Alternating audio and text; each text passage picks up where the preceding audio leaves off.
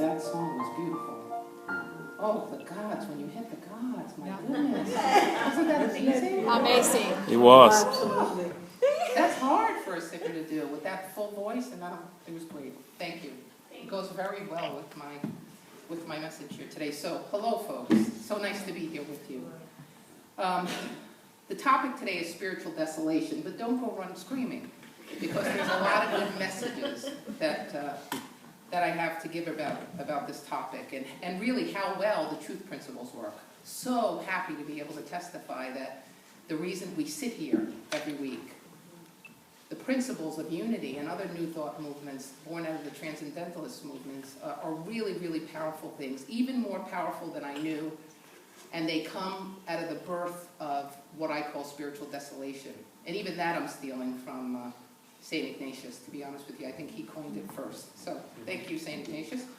The talk is about a topic that isn't often talked about from the pulpit, but it's a needed talk, in my opinion. Spiritual desolation is an impermanent state of spiritual life. It's not permanent. It doesn't last. Spiritual desolation is when we feel separate, far away, or even in some cases abandoned by God. It's the opposite of spiritual consolation, those times when we feel close and connected, and even in the bliss of God or divine energy. We all love those times, yeah? These states of spiritual impermanence are experienced to a greater or lesser degree over various times by people of all persuasions, all spiritual persuasions, religious persuasions, and philosophies. I, myself, standing here today, had quite a bout of spiritual desolation, and it started on my birthday this year, January 17th. Some of you know because I've called upon many for prayer and companionship during this. It lasted intensely for about 3 months, and then it started to wane a bit. And as I stand before you today, it's a lot better, but it's still present, which goes to show you that even when you feel all these things that I'm about to explain to you, that we can still do the will of God. We can still walk and move. And I know that I'm in the company of people who might be feeling this right now or who have felt it, and I know I'm not alone. So don't ask me why it arrived. That is what the cause of this was, because I don't have a root cause at this point behind this challenging period. The timing seemed all wrong to me, as it comes on the heels of all very good things happening in my life. And let's take a roll call, shall we? Blessings of unity, New Thought, and God.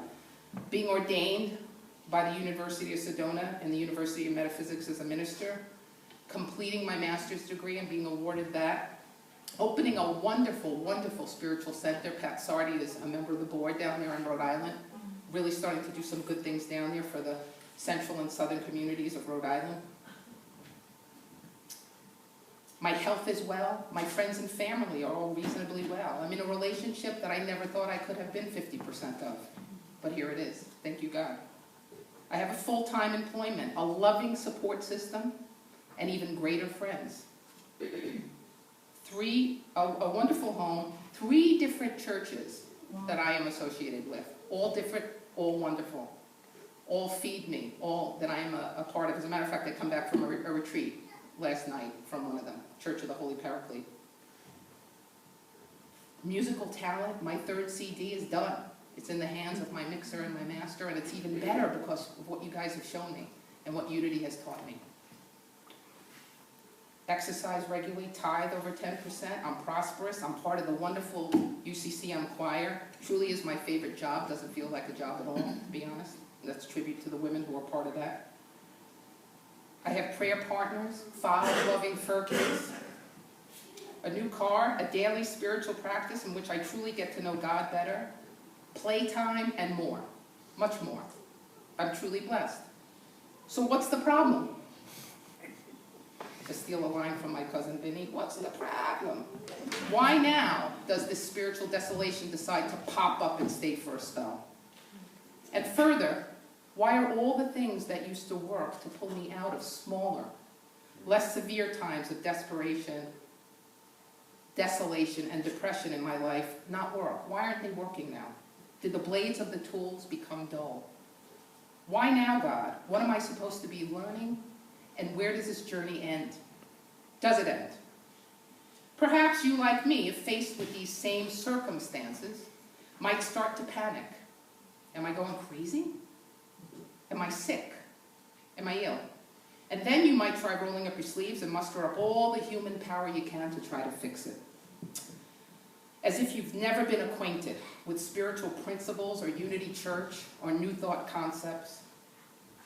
Relying and trusting God may seem like the very last resort. How easy it is to forget during times of emotional turbulence. Maybe you would try as I did, medication, more prayer, spiritual coaching, joining a gym, various programs, therapy, journaling, herbal tea, natural remedies, medical attention, blood work, test labs. I got my hormones tested 4 times. 4 times. And I'm waiting on the 4th. I'm still convinced there's 44. There's something going on. You women who are in their 40s, you know what I'm talking about. Books on tape, more Hay House and I'm not done. More Hay House and Unity FM radio, more New Thought, more self-help books. I'm tired just saying that. Listen. To completely immerse yourself in all that you know to be helpful up to this point in your lifetime. I know I'm not alone. I know I'm not alone because we sell a heck of a lot of books. And to this I say, it all helps. It really does. It can all heal. For me, it came down to my motive for using these modalities.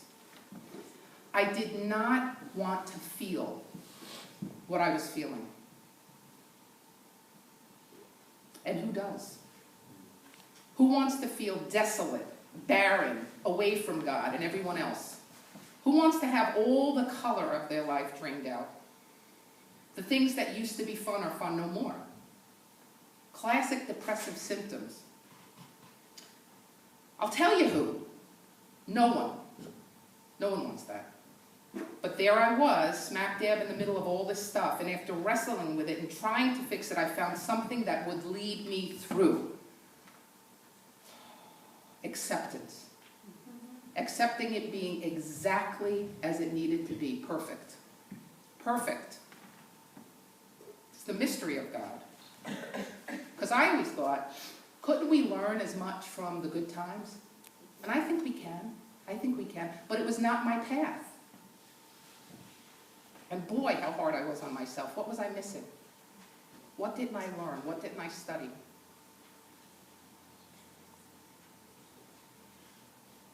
Acceptance along with gratitude to God, surrendering myself to God completely, as I had never done before. I was acquainted. I'm 44 years old. I've been working a spiritual path for over 20 years. I'm acquainted with all of these things.